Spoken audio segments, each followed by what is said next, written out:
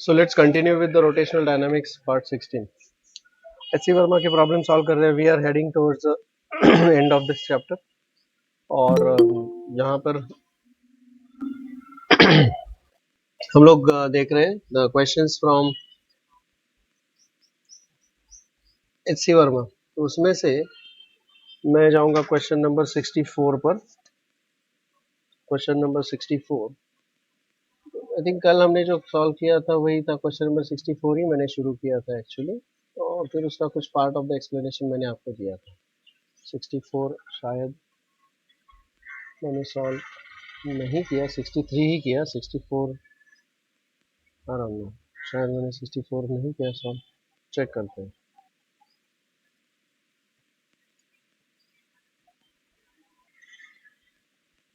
Question number 68. A metre stick is weighing 240 kg or 240 gram.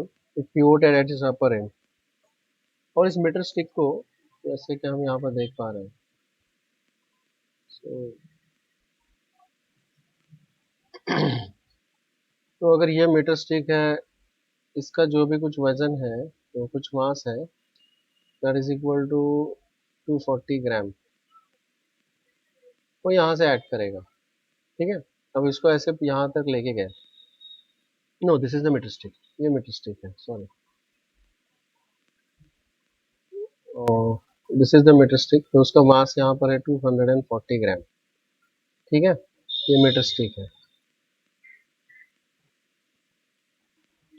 And वहां पर एक मास दिया है, पार्टिकल ऑफ मास 100 ग्राम. तो वहां पर एक पार्टिकल है, this mass is, this is the particle and this particle mass is 100 ग्राम. ये पार्टिकल एक थ्रेड को अटैच किया है, थ्रेड यहाँ पर मीटर स्केल को अटैच किया है, और ये ऐसे यहाँ से छोड़ दिया है इसको. तो ये जाके इसको बैंग करेगा, चिपक जाएगा. This 100 gram bangs on this. इसका फर्स्ट पार्ट हमने कल ही कैलकुलेट किया था. अब इसकी वजह से ये जो मीटर स्टिक है और ये पार्टिकल है, ये कुछ हाइट तक चले जाते हैं ऐसे.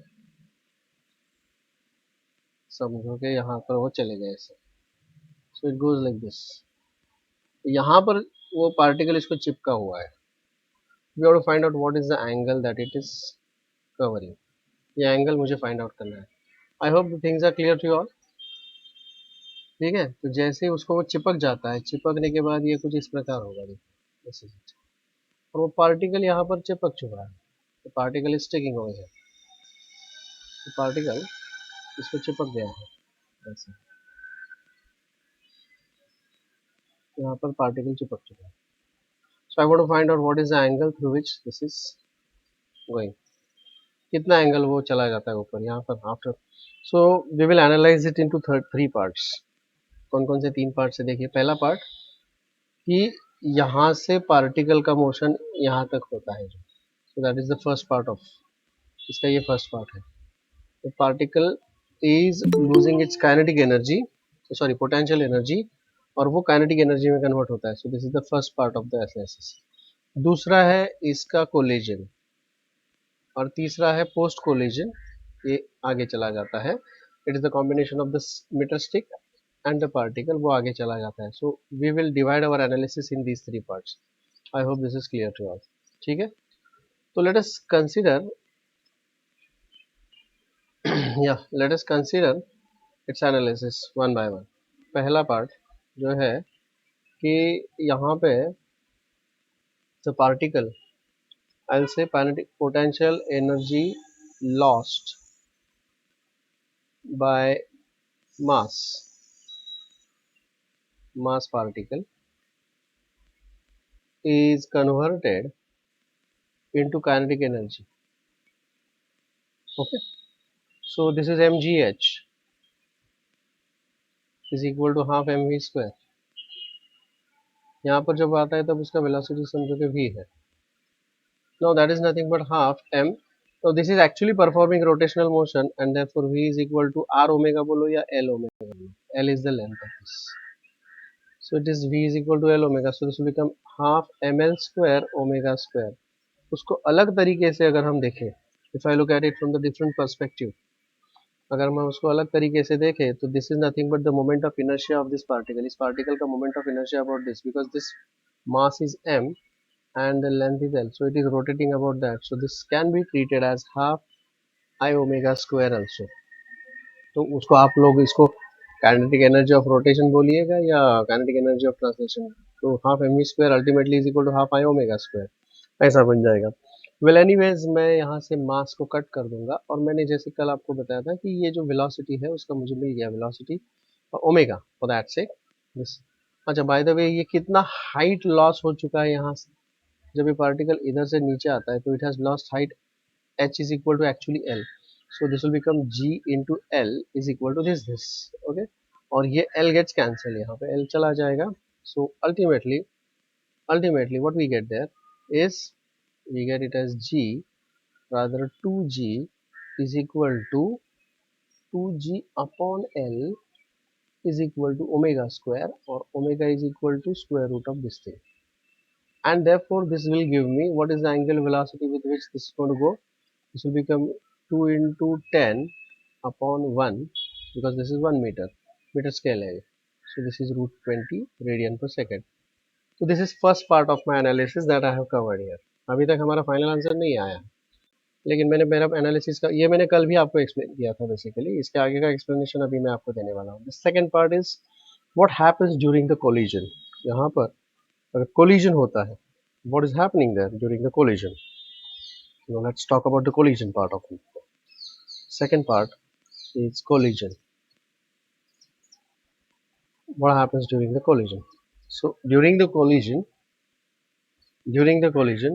there is no external torque, no external force या torque, कुछ भी नहीं है, and it is actually performing the rotational motion. So I will say initial angular momentum is equal to final angular momentum.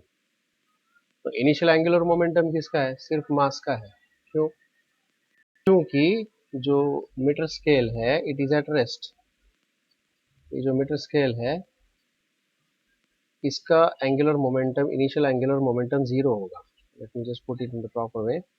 I'll write it as initial angular momentum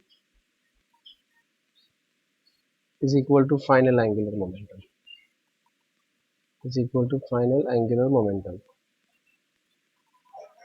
अब initial angular momentum of mass plus initial angular momentum of scale is equal to final angular momentum of mass plus scale. क्यों? क्योंकि दोनों चिपक चुके हैं एक दूसरे के साथ, लेकिन scale is initially at rest, तो इसका इनिशियल एंगुलर मोमेंटम जीरो होगा। तो what will be the angular momentum here? तो angular momentum is given by I into omega, this is 1 omega 1 for the mass is equal to यहाँ पर I1 plus I2 into omega for the combination. Now this is I1 for the mass and this I2 is for the scale के लिए है, isn't it? and this is omega 2 मैं बोल सकता हूँ, जो इसके बाद वो जब हिट करने के बाद आगे चला जाता है दोनों मिलके। चलिए इसको एनालाइज कर लेते हैं। अब मुझे बताइए what is I omega for this? It is nothing but मुझे यहाँ पर पता है कि भाई it is actually travelling with this much angular velocity जब वो नीचे आएगा। सो आई नो दिस। नाउ ये जो मास है this is rotating like this, ये रोटेट हो रहा है मास, देखिए गौर से, दिस मास इज एक्चुअली ऐसा रोटेट हो रहा है इधर। सो उसका मोमेंट ऑफ इनर्शिया कितना होगा जी? What will be the moment of inertia of this mass? It will be ml square ना, moment of inertia is equal to mr square होता है। तो यहाँ का moment of inertia of this mass would be m into L square into omega 1. This is all for that mass only, mass particle mass is equal to, ये तो zero है, is equal to I1. I1 is again it will be m into L square. Again this is for the mass, I'm telling you. अब moment of inertia of the scale I want. ये जो scale है this is in the form of a rod, and this scale, if I consider this scale is rotating, इस scale को अगर मैं ऐसा consider करूँ, इसका 3D स्केच अगर मैं ऐसा कंसिडर करूँ, देखिए ऐसा जो स्केल है एंड ये जो स्केल है ये ऐसा रोटेट हो रहा है, but it is rotating about one of its ends, isn't it? ये रोटेट हो रहा है about one of its ends. अब मुझे एक चीज बताइए आप लोग कि अगर समझो कि एक स्केल अगर मैं कंसिडर कर लूँ, ये रहा वो स्केल, अगर वो अबाउट इट्स सेंटर रोटेट होता है, then I C is equal to M L square by 12। ठीक है, इसका जो टोटल लेंथ है यहाँ से लेकर यहाँ तक का जो टोटल लेंथ है, the total length is L, लेकिन उसका जो आधा लेंथ है वो कितना होगा जी? L by two. This length is L by two, isn't it? And if it is rotating about this axis, अगर वो इस एक्सिस पर रोटेट हो रहा है, then I'll call this as IO। इसको IC बोलते हैं तो इसको IO बोलेंगे। And by using the parallel axis theorem, what can I say here? By using the parallel axis theorem, बताइए क्या होगा? I can use the parallel axis theorem, so IO is equal to IC plus MH square। ये तो formula हो गया, this is the formula। IO is equal to IC plus MH square। If I'll apply this formula here,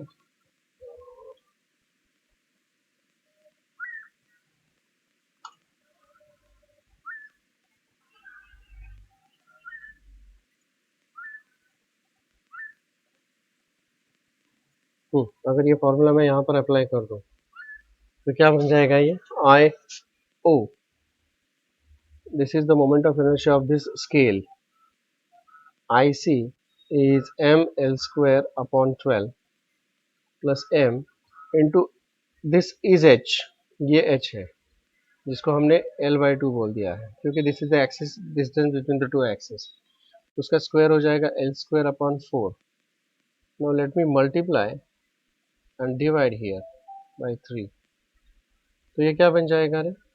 3 ml square plus ml square is actually 4 ml square upon 12, that is ml square upon 3। ठीक है, let me substitute here, this will become ml square upon 3, ये हो गया into omega 2। अब मुझे इसके masses पता है, the mass of this particle, ये सब मुझे पता है। यहाँ से मेरे ख्याल से एल स्क्वायर कॉमन आके कैंसिल हो सकता है, so L square I cancel through out. ठीक है, now this mass is 100 gram, 100 gram, small m is 100 gram, that is equal to 0.1 kg, and capital M, mass of the scale, is 240 gram, that is equal to 0.24 kg। So let me just substitute here, this will become 0.1 into omega 1, omega 1 is root 20, that we have already calculated यहाँ पे, is equal to, this is 0.1 plus 0.24 upon 3 into omega 2, so this will become 0.1 into root 20 is equal to, this is 0.08, so this is 0.18 into omega 2। और यहाँ से अगर calculator में use कर लूँ, करना पड़ेगा यहाँ पे कैलकुलेट, तो 0.1 into root 20 divided by 0.18, well that becomes जो भी कुछ ओमेगा 2 का वैल्यू आता है, root 20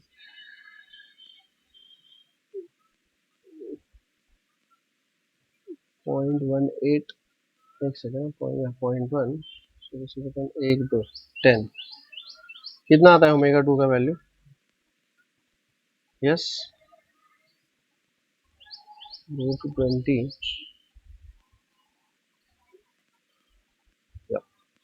whatever this value comes, you please calculate and tell me this many radian per second। ये है उसका angular velocity.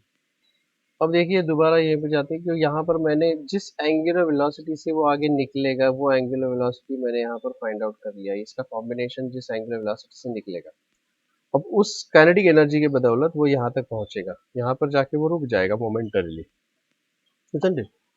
So now I'll go for the third part of my analysis. I'm going for the third part of my analysis. Let me say here that अब हमारा third part of analysis हम करने जा रहे हैं. Third part of analysis after collision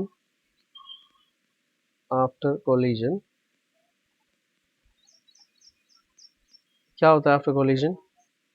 kinetic energy of rotation of this mass particle plus जो scale है, ये जो सिस्टम है, इसका kinetic energy is totally converted into the potential energy. Okay, now what is the kinetic energy of rotation? इसका kinetic energy of rotation होगा half I1 plus I2 into omega 2 square is equal to अब देखिए ये जो है ये ऊपर जा रहा है. Let me just copy this diagram here. इस डायग्राम को मैं यहाँ पर अगर कॉपी कर लूँ,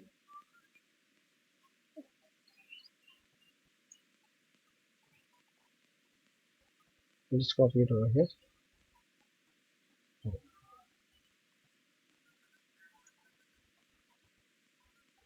देखिए यहाँ पे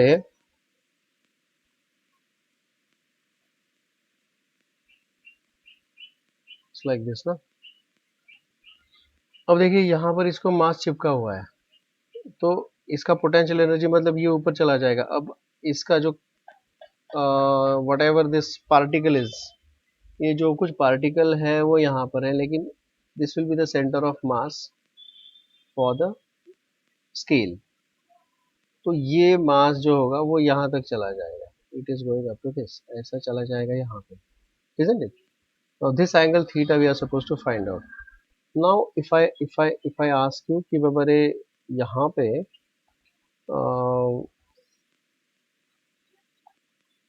what will be, ये हाइट कितना होगा इसका? अगर मुझे कोई पूछे कि ये हाइट कितना है, देखिए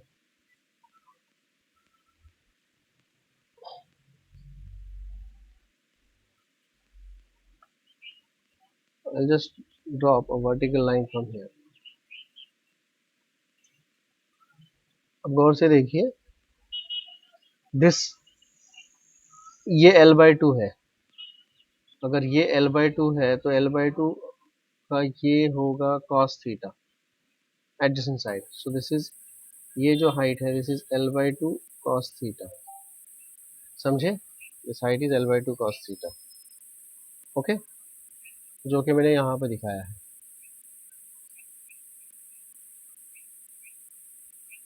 this height is L/2 cos theta. Whereas if I'm talking about this height, यहाँ से लेके यहाँ तक का हाइट की अगर मैं बात करूँ, तो that height is L cos theta, isn't it? तो यहाँ पर इसका पोटेंशियल एनर्जी कितना बड़ा है देखिए गौर से, जो यहाँ से यहाँ पर गया. So what is the rise in the height? उसका हाइट जो है वो कितना राइज हो रहा है? This this is the rise in the height of scale. Let me call this as h1. और जो मास पार्टिकल है उसका हाइट राइज कितना हो रहा है? देखो वो यहाँ से उस हाइट तक जा रहा है. This is h2, isn't it?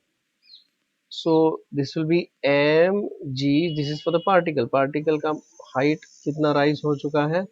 Particle का हाइट राइज हो चुका है h2 प्लस mg h1. क्या ये सबको समझ में आ गया? तो what is this h2? h2 ये रहा, it is nothing but l minus l cos theta. what is h2 is equal to?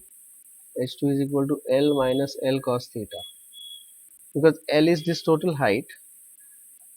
और वो बाद में इधर चला जाता है. इधर जब जाता है तो इसका प्रोजेक्शन, अगर if this is l and this is theta, तो इसमें से, are you understanding what I am trying to say here? क्या ये सबको समझ में आ रहा है? गौर से देखिए, अगर मैं बोलता हूँ कि भाई ये l है, इस हाइट इज l, ये भी l है, ये भी l है, तो और ये एंगल थीटा है, तो इसका जब हम प्रोजेक्शन ले लेते हैं इसके ऊपर, ऐसा अगर हम प्रोजेक्शन ले लेंगे, तो what is this? This is equal to L cos theta. So what is the difference here? It is L minus L cos theta. This is the calculation for H2. Understood? Understood? Yes or no? Hello? Yes, उसी sir. तरह से अगर मुझे calculation करना है H1 के लिए, if I want to calculate for H1 here, H1 को अगर मुझे लिखना है, what will be H1? H1 is this difference. Now this, ये टोटल L है, ये टोटल L है, तो ये इतना आधा जो है वो कितना है, वो क्या है? और से देखिए, ये है L/2, दिस इज L/2, और ये अगर हम उसके ऊपर प्रोजेक्ट करते हैं, दिस इज L/2 और ये थीटा है, तो this will be L/2 cos theta. This is L/2 cos theta. So what is the difference here? H1 is equal to, the difference H1 is equal to L/2 minus L/2 cos theta. अब मुझे क्या करना है भाई? मुझे इसमें substitute करना है, बस इसमें सब्स्टिट्यूट कीजिएगा. So this will become half moment of inertia of the mass particle. Particle ml square है, तो this will become 0.1. This is the mass. ये I1 क्या हो जाएगा? m into L square. And I2, this is the moment of inertia of the scale about the rotation axis. जो हमने यहाँ पर फाइंड आउट किया है वो कितना था? जो हमने फाइंड आउट किया है वो है ml square by 3. This is the moment of inertia of the scale. तो this I2 is equal to ml square upon 3. ये m है 0.1 और ये m है 0.24. Let me just substitute there. और L is equal to 1 metre, तो उसका square 1 ही हो जाएगा. So this is 0.1 into 1 square, मैं लिखूंगा ही नहीं. प्लस ये अगर इसको डिवाइड करेंगे 0.24 को, तो that will be 0.08 into L square, वही हो जाएगा, इंटू ओमेगा 2 स्क्वायर. ये रहा ओमेगा 2, इसका स्क्वायर करेंगे तो √20 का स्क्वायर हो जाएगा 20, एंड ये बनेगा 1/10, तो 1.8 का स्क्वायर होगा यहाँ पर, is equal to m. m कितना है जी? 0.1. g is 10. यार इस g mg, चलो कोई नहीं, g is 10 and h2 is L minus L cos theta plus capital M is 0.24, G is 10 and this is L/2 minus L/2 cos theta. गौर से देखिए, let me just simplify this now. बस यहाँ पर अभी अपना आंसर आ ही रहा है.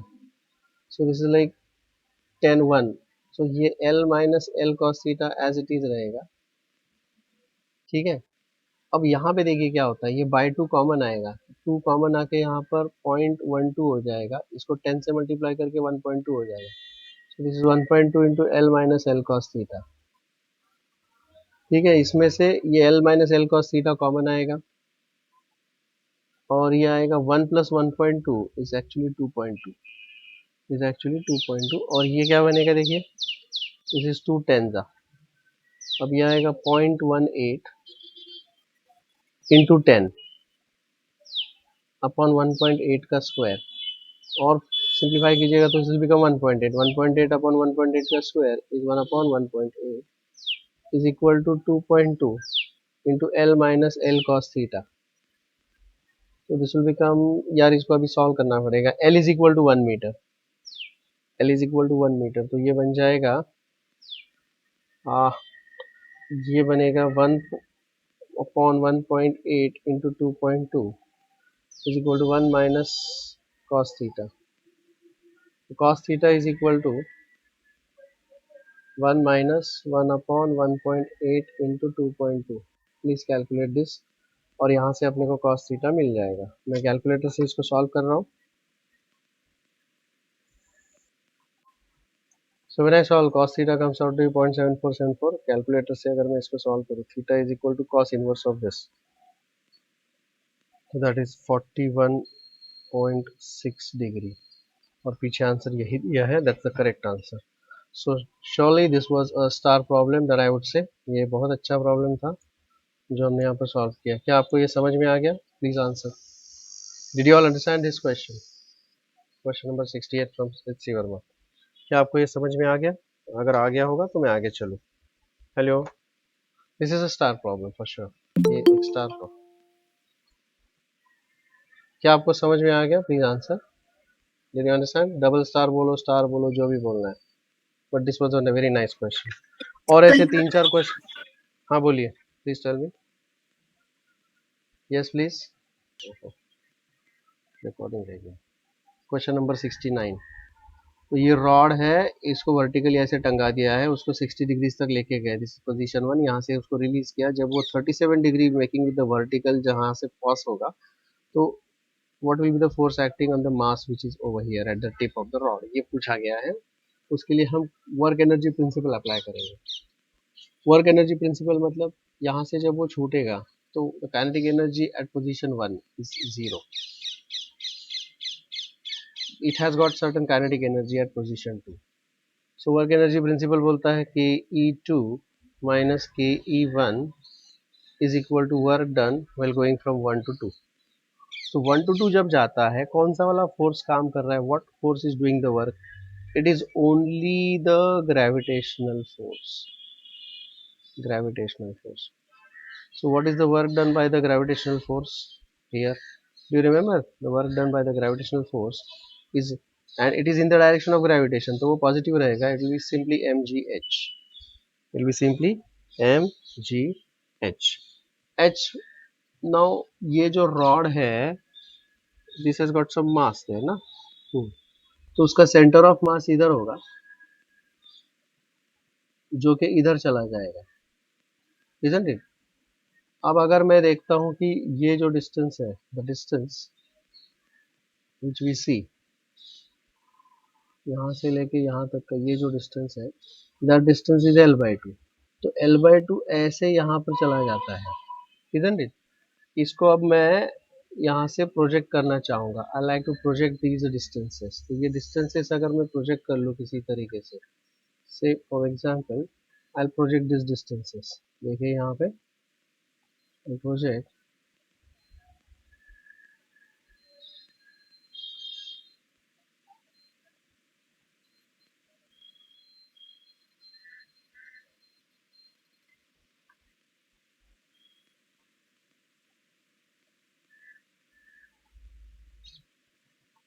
तब देखिए पहले वो इधर था, व्हाट वाज दिस डिस्टेंस, ये डिस्टेंस कितना होगा जी? This distance, if I want to find out, ये डिस्टेंस कितना होगा? Can you please tell me? इस हाइट से वो इधर आ रहा है, एंड दिस, ये जो डिफरेंस होगा, दिस इज द डिस्टेंस, ये जो डिस्टेंस है, this distance is actually h, ये है h जो मुझे चाहिए, क्योंकि वो इस हाइट से इस height, so this is the height lost actually. अब हाइट लॉस्ट अगर मुझे कैलकुलेट करना है, तो can you tell me what is the height lost here? How can I calculate the height lost here? Please answer. अगर मुझे height lost चाहिए, तो it is nothing but h1 minus h2, this was the height earlier, this was the height earlier, h1 and h2 का जो difference होगा, that will be the h। तो can you tell me what is this height? ये जो है it is nothing but ये वाला part, now this is angle theta and this is l/2, so it will be l/2 cos 37। ये कितना होगा? this is l/2 cos of 37, और ये जो हाइट है, this is because of this part, तो दिस एंगल इज 60 डिग्री, तो ये होगा l/2 cos 60। ये कितना होगा?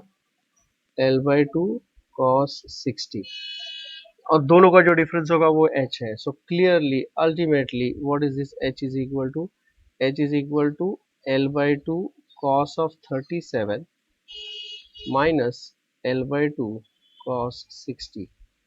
तो ये तो मेरा कैलकुलेशन हो गया h का। काइनेटिक एनर्जी के बारे में, काइनेटिक एनर्जी एट 1, ये काइनेटिक एनर्जी तो 0 है, वो जब यहाँ से यहाँ चला जाएगा, this will have certain kinetic energy. Now this kinetic energy, I can say this is the kinetic energy given by, ये काइनेटिक एनर्जी किसका होगा? इस रॉड का होगा, and basically this rod is performing the rotational motion, this is performing the rotational motion. तो अगर rotational motion का kinetic energy होगा, तो that will be given by half I omega square, isn't it? Now this is a rod जिसका मास हमने m assume किया है, m mass of the rod,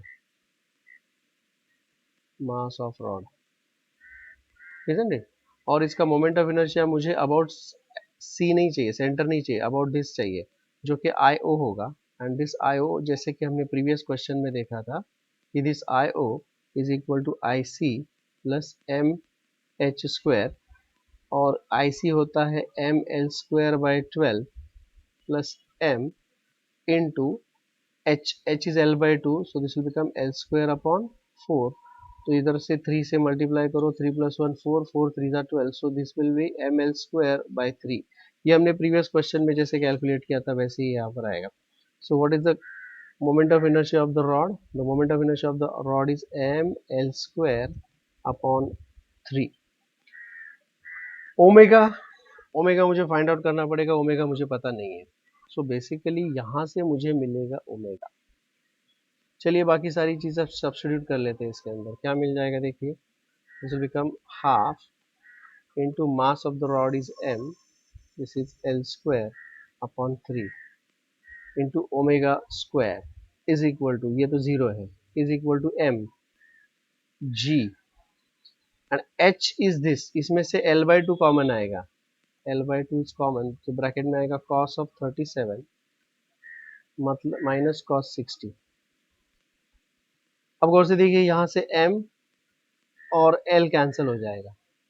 अच्छा, there is something peculiar about this 37 degree angle. Do you know what? 37 degree angle के बारे में कुछ एक चीज़ होती है, देखिए मैं आपको बताई थी पहले ही. 37 degree is a very special angle. क्या स्पेशलिटी है इस एंगल की, बता सकते हो मुझे प्लीज. दिस इज 90 डिग्री का एंगल. अगर ये बड़ा एंगल होता है वो 54 होता है, तो जो छोटा एंगल होता है वो 37 होता है. समझे क्या? 54 50 53 37 और 53 ये होता है, देखिए this is 37 and 53.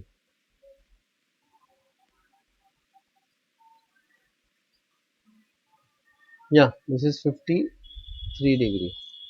तो 37 के सामने वाला छोटा साइड होगा, so this is 3 4 and 5. This is peculiar thing about 37. So what will be cos of 37? Adjacent side upon hypotenuse, so this is 4 upon 5. This is 4 upon 5 and ये cos 60, cos 60 is sin 30, that is half. तो ये कितना आएगा? That will be 8 minus 5 is 3, 3 by 10.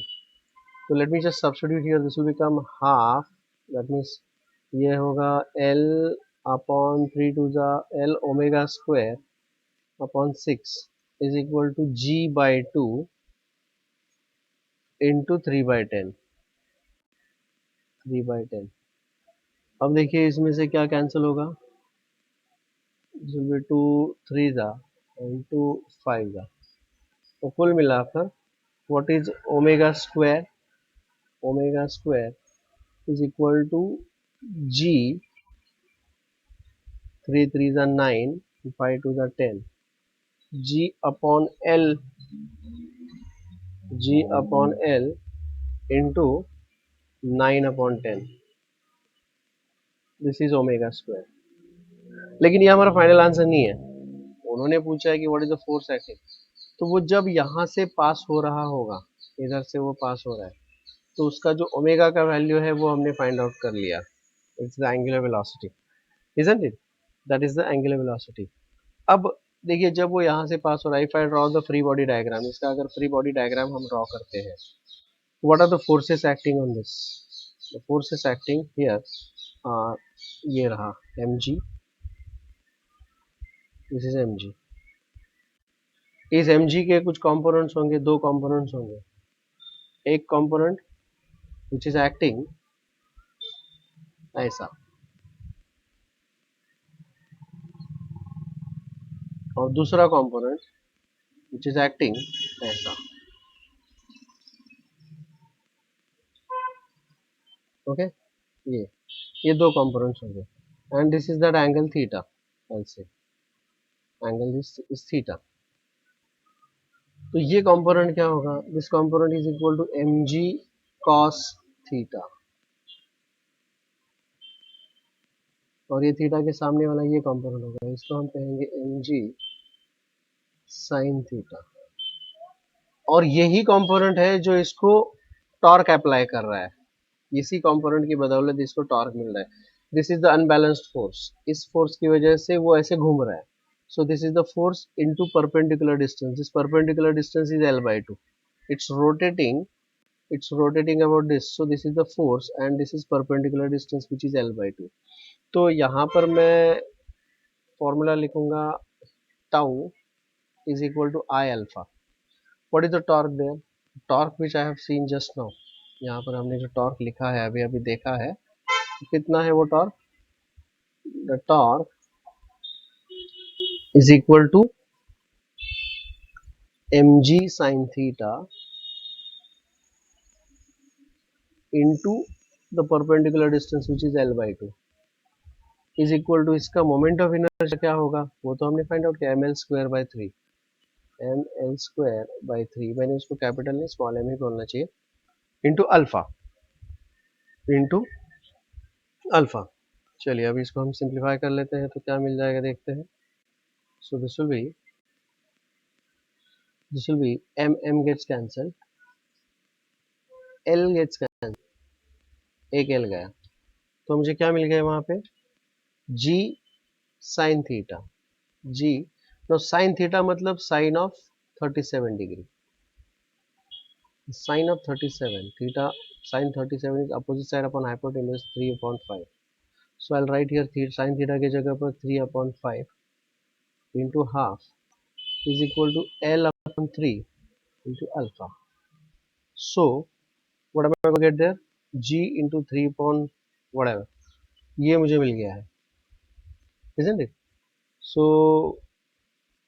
इसको अगर मैं इसमें substitute कर दूंगा तो अल्फा मुझे मिल जाएगा, बराबर है क्या, ओमेगा स्क्वायर, ओमेगा स्क्वायर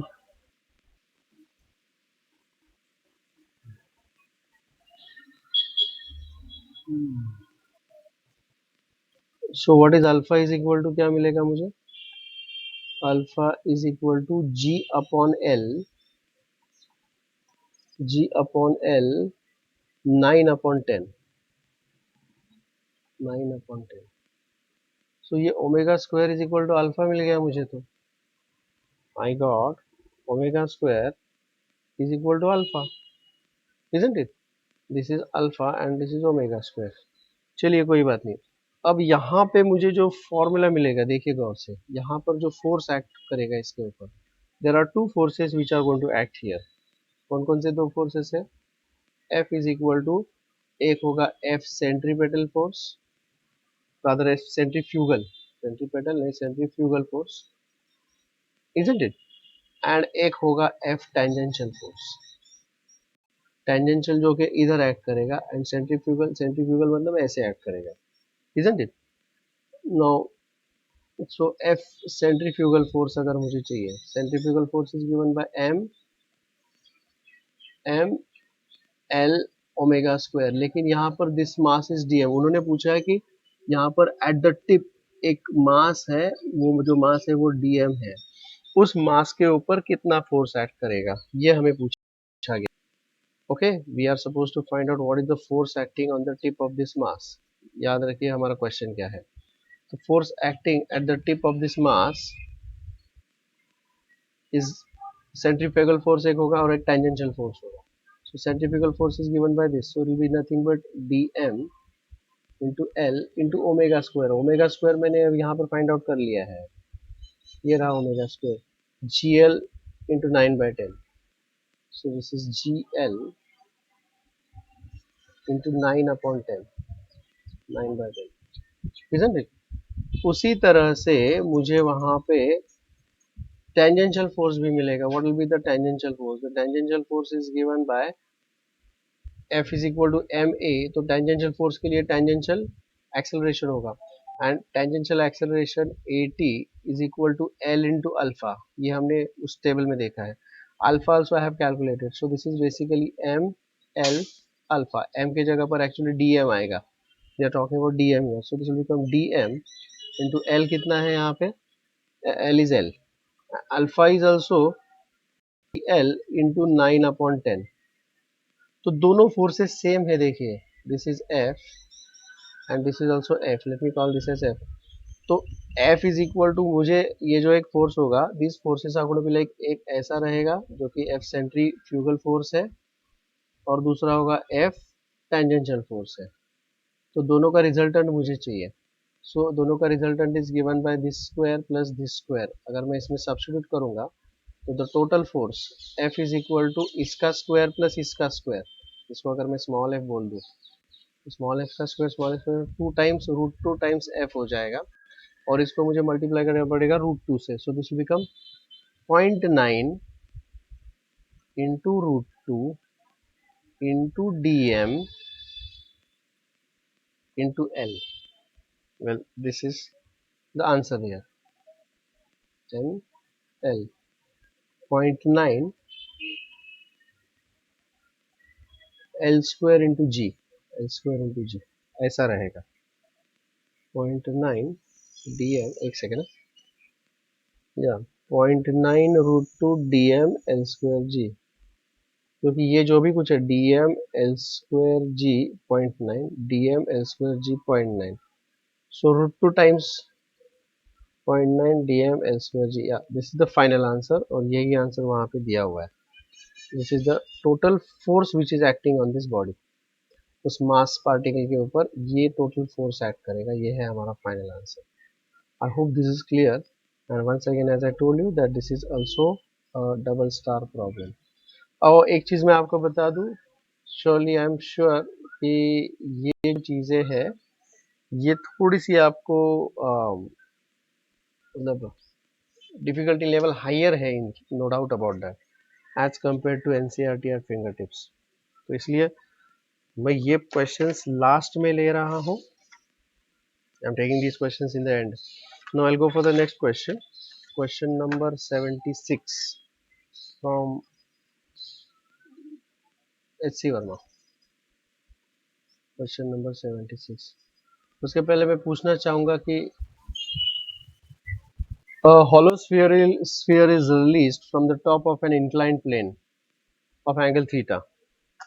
ये ऐसा स्फीयर वाला तो हमने खेला है, we have talked about this hollow sphere things many a times। चलिए ठीक है, तो क्या हो गया फिर, यहाँ से छोड़ दिया उसको। let me draw the sketch for this।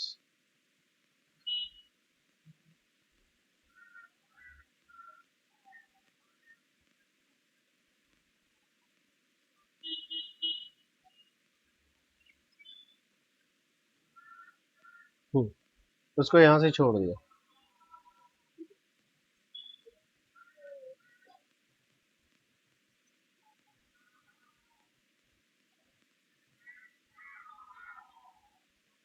अब इसके ऊपर कौन कौन से फोर्सेस एक्ट हो रहे हैं, what should be the minimum coefficient of friction between the sphere and the table to prevent the sliding। Okay, ये एंगल थीटा है, ठीक है। अब देखिए ज्यादा इसका इंक्लिनेशन होगा तो वो यहाँ से रोल नहीं होगा, स्लाइड होता हुआ जाएगा। तो they want it to roll, prevent sliding, there should not be sliding at all, वहाँ पे प्रॉपर रोलिंग होना चाहिए। So this is pure rolling, this has to be pure rolling motion, ऐसा हो तो एक्सपेक्टेड है, ठीक है। Let me draw the free body diagram of this. इसका फ्री बॉडी डायग्राम अगर हम ड्रॉ करते हैं, what are the forces acting on this. तो एक फोर्स एक्ट करेगा mg, इजंट इट। इस mg के कंपोनेंट्स होंगे, एक ऐसा कंपोनेंट, इस mg के जो कंपोनेंट्स होंगे,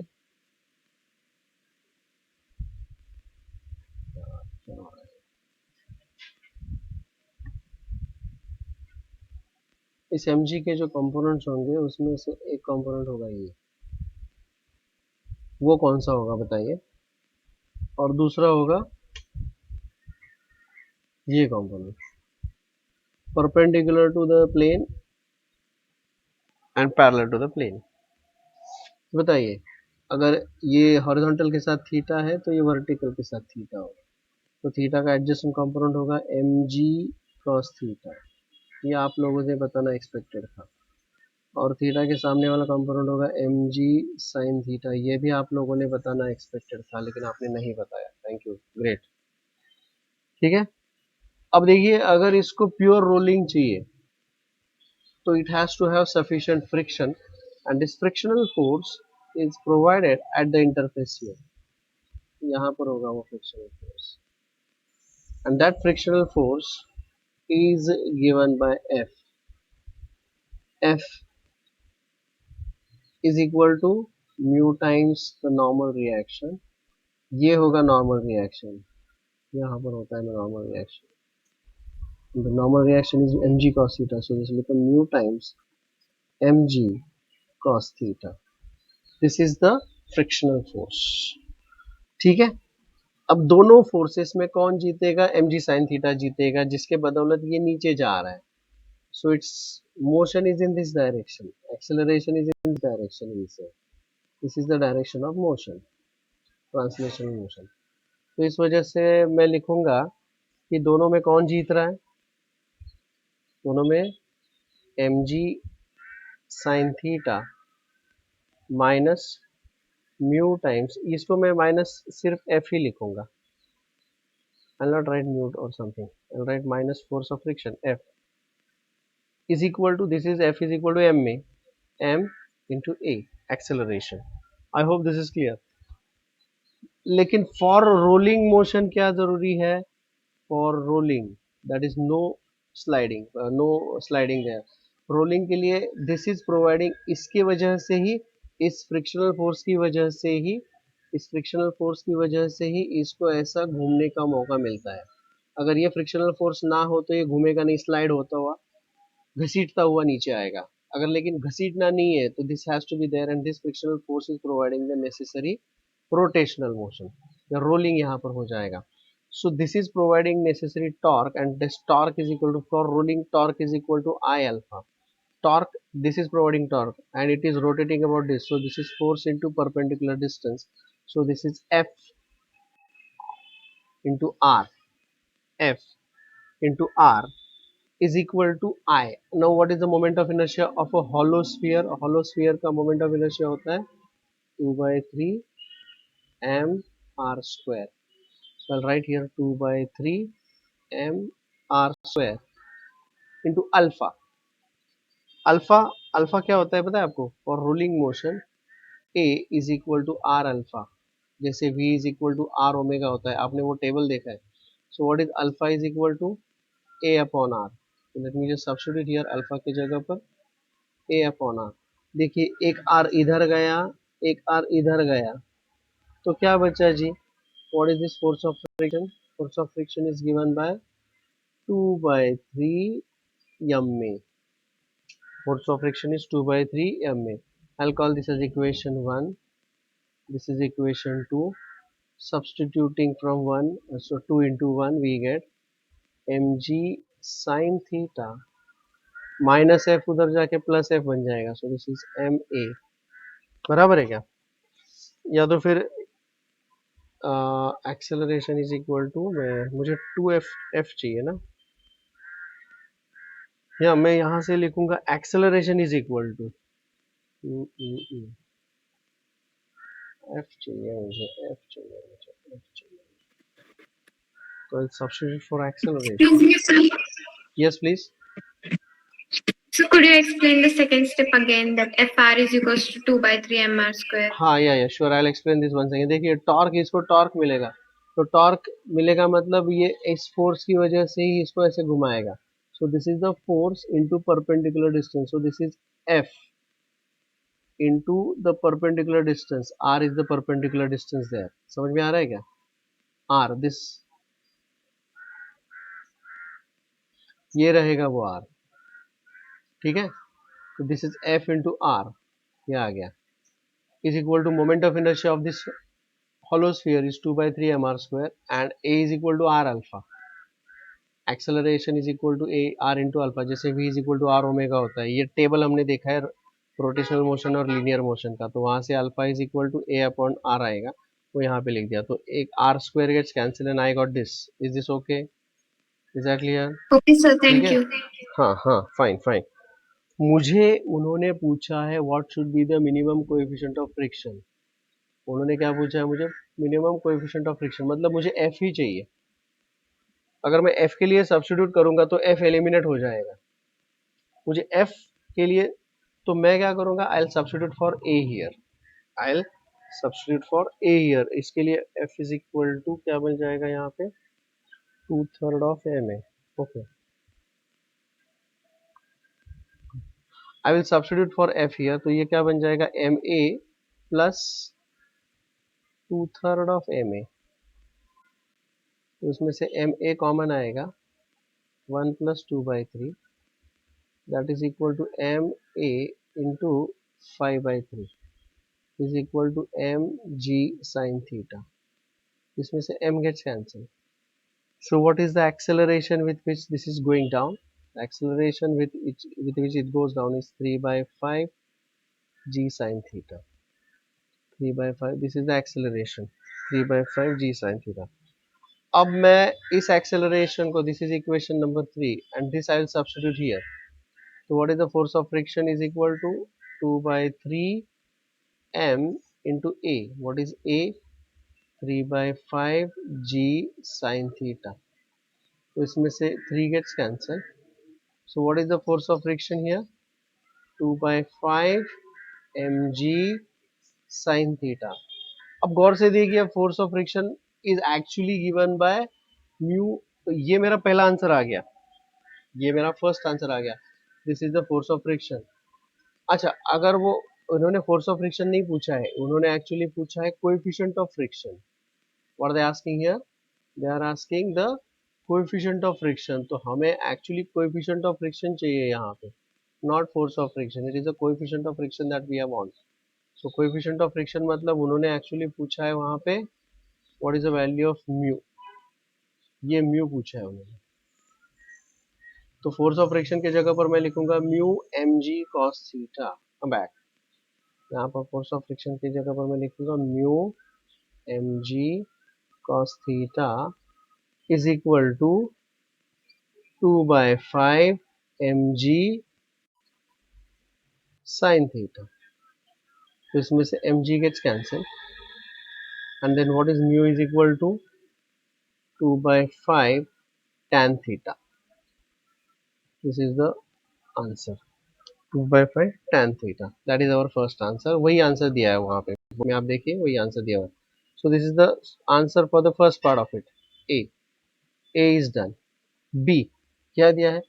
Find the kinetic energy of the ball as it moves down the length L on the incline if the frictional coefficient is half the value calculated in part A. Half the value.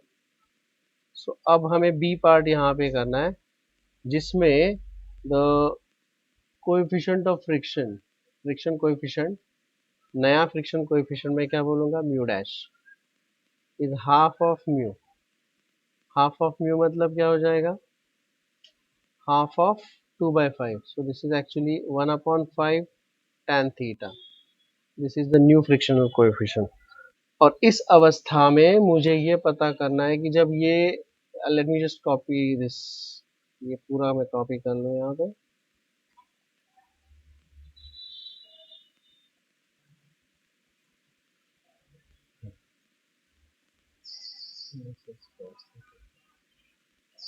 देखिए,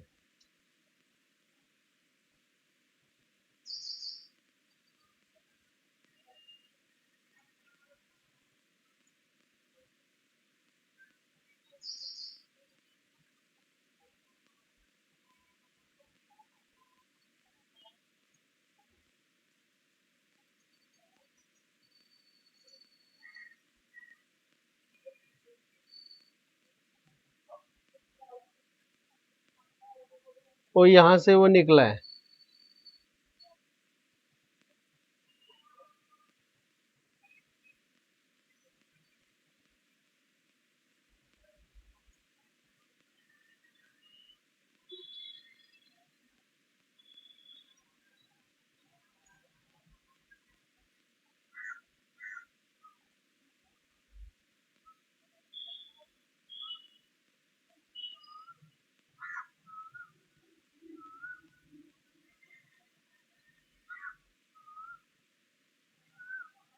ऐसा मान के चलते कि भाई वो यहाँ से निकल चुका है, दिस इज द डायग्राम, वो यहाँ से निकला है and it has reached to, it has crossed what distance, let's say this has crossed the distance equal to l, यहाँ से उसने डिस्टेंस एल कवर कर लिया, यहाँ तक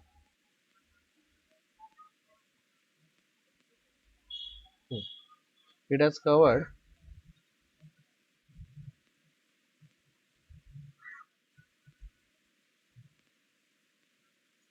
कितना डिस्टेंस कवर कर लिया, तो इसने डिस्टेंस कवर कर लिया एल, ऐसा डिस्टेंस इसने कवर किया, से फॉर एग्जांपल। तो यहाँ से जाते समय इसका काइनेटिक एनर्जी कितना होगा, we are interested in finding out what is the kinetic energy here, समझे क्या, यहाँ का काइनेटिक एनर्जी कितना है उसका। क्वेश्चन समझ में आ गया, हेलो। तो यहाँ से जब इधर आएगा इट इज रोलिंग एक्चुअली, और यहाँ का kinetic energy is given by kinetic energy of translational motion plus kinetic energy of rotational motion, basically this is the kinetic energy of rolling motion and that is equal to, चलिए यहाँ लिख लेते हैं, तो let's work it out यहाँ पे।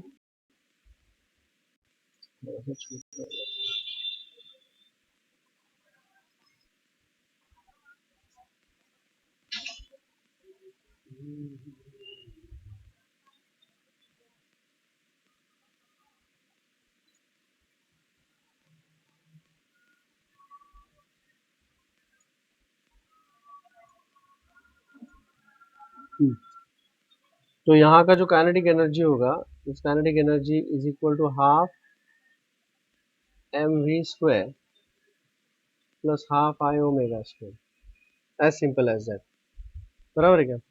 तो किसी तरह से मुझे यहाँ पर इसका वेलोसिटी फाइंड आउट करना है और मुझे उसका ओमेगा फाइंड आउट करना है इधर तक आने तक, ये मुझे पता करना है, ठीक है। So let's work it out now. f is equal to,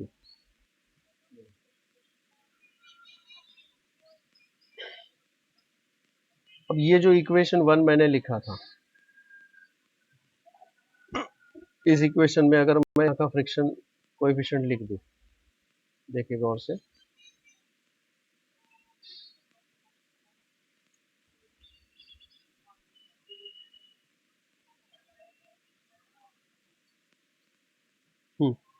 equation मैंने यहाँ पे जो भी कुछ लिखा था उस इक्वेशन 1 से, सो आई से from equation 1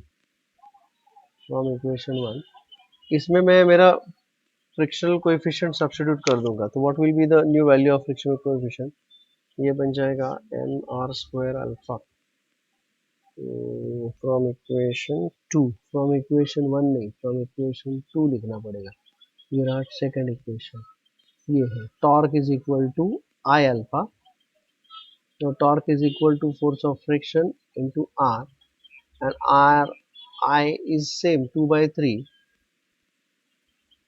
mr square into alpha, मैं इसको अल्फा ही लिख दूंगा फिलहाल, अल्फा।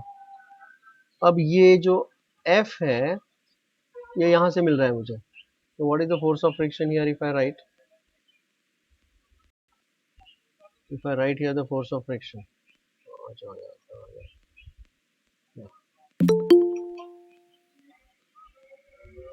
अगर फोर्स ऑफ फ्रिक्शन मैं यहाँ पर लिख दूं F, what is F is equal to, जो यहाँ पे मुझे दिख रहा है this is equal to mu, लेकिन ये म्यू जो है वो प्रीवियस ये म्यू डैश होगा, क्योंकि ये बन चुका है 1/5 इंटू, क्योंकि ये जो f है this f is equal to mu dash is 1/5 tan theta, so this is 1/5 tan theta, this is mu dash into mg cos theta, ये मैंने f लिखा, इस f को अगर मैं इधर सब्स्टिट्यूट करूंगा तो ये tan थीटा का cos थीटा कैंसिल हो जाएगा, तो यहाँ पर ये और ये उड़ के सिर्फ यहाँ पर sin थीटा बचेगा, so what is this going to become, this will become 1/5 mg sin theta into r is equal to, इसमें से एक्चुअली ये r और ये r कैंसिल हो जाएगा, तो I don't need to write down this, this is 2/3 m r alpha, ये बन जाएगा. And therefore what is the angular acceleration that I get there? The angular acceleration alpha is equal to, इसमें से m cancel हो जाएगा, so this will become 3/10, 3/10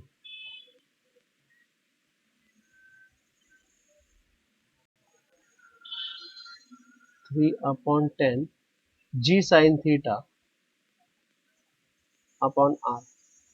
This is the angular acceleration that I get there. g sin theta upon r. अब ये मैं equation number 1 में डाल दूंगा. देखिए इक्वेशन नंबर 1 भी उसी का इक्वेशन है जो हमने लिखा था. This is equation 1.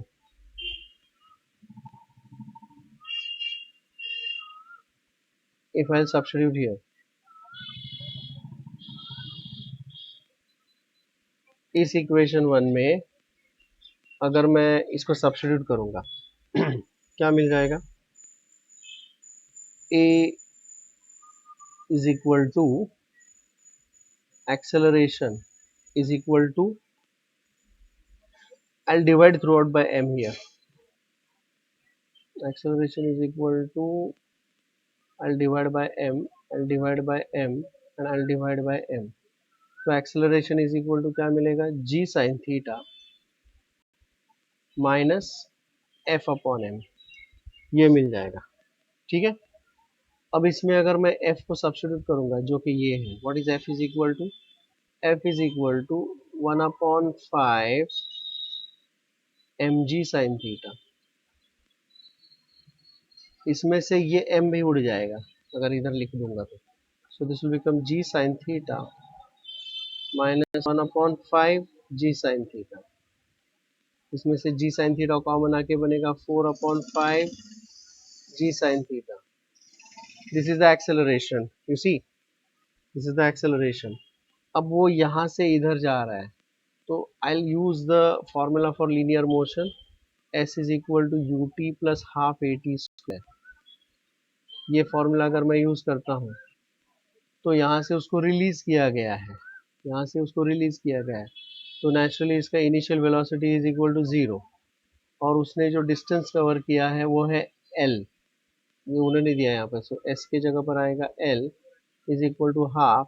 एक्सेलरेशन मैंने यहाँ पर फाइंड आउट कर लिया, ये रहा उसका acceleration, isn't it? That is 4/5 g sin theta into t square, into t square.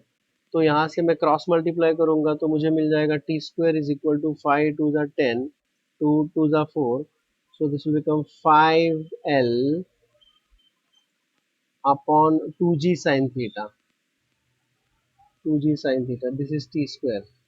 इसी तरीके से अगर मैं वहां पर उसका वेलोसिटी की बात करूंगा, v square is equal to u square plus 2as, if I use this formula, तो उसका इनिशियल वेलोसिटी तो 0 है ही, final velocity square is equal to 2 times acceleration. What is the acceleration here?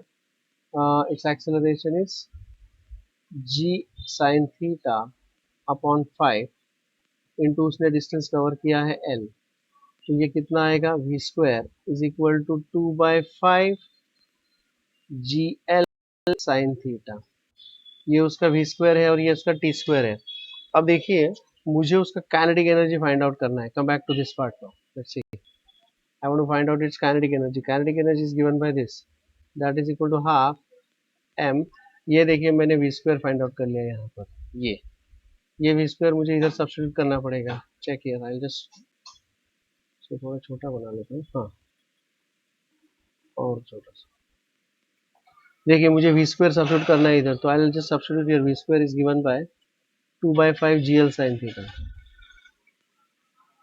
gl sin theta plus half. इसका moment of inertia जो है वो है 2/3 mr square.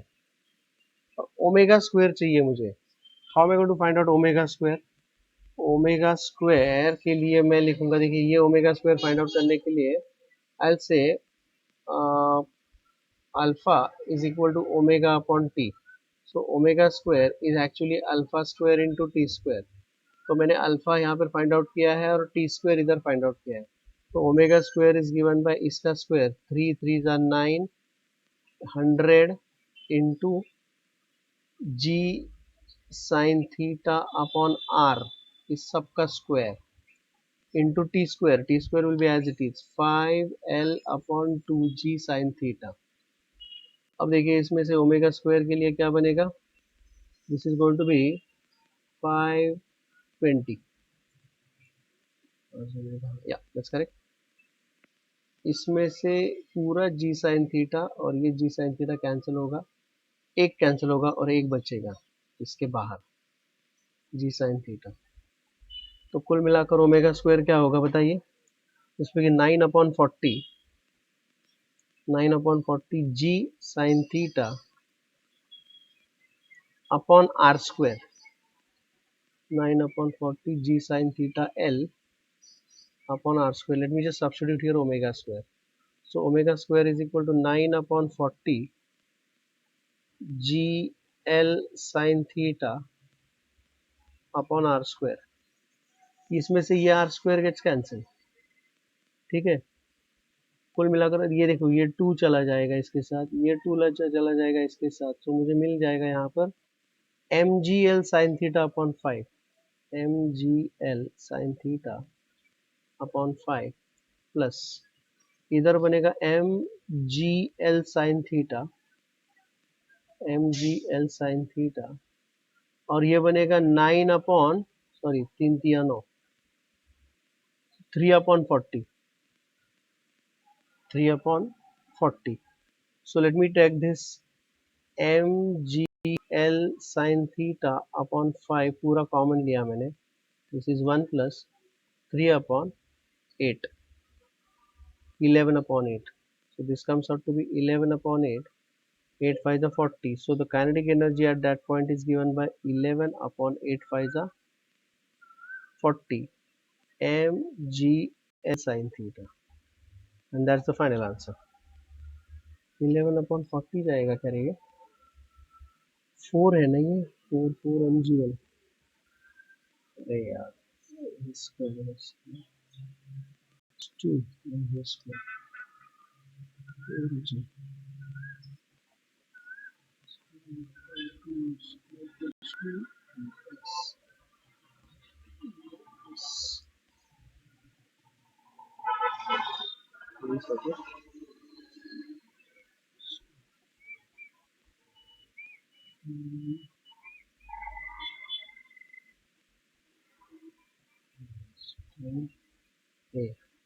g by 5 sin theta.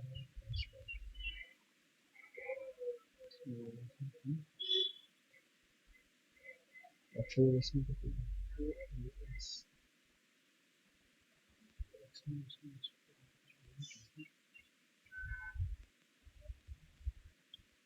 यहाँ पर ये 2 एक्सेलरेशन मैंने क्या लिखा है, एक्सेलरेशन इज 4/5. हाँ एक गड़बड़ हो गया यहाँ पे छोटा सा, 1 second. The acceleration here that I substituted is 4/5. ये बनेगा 8/, तो यहाँ पर this has to be 8/5. तो ये 2 4 8 हो जाएगा, this is 4/5. So this is अगर 4 आएगा यहाँ पे, this is 4/5 and this is 32 something plus this, so this is 35/8. 35 अगर आता है यहाँ पे, तो this answer is going to change a bit. तो क्या बन जाएगा answer, this will become ke is equal to mgl sin theta upon 5 into 35/8, 7/8. So kinetic energy final is 7/8 mgl sin theta. Yeah, this is the final answer.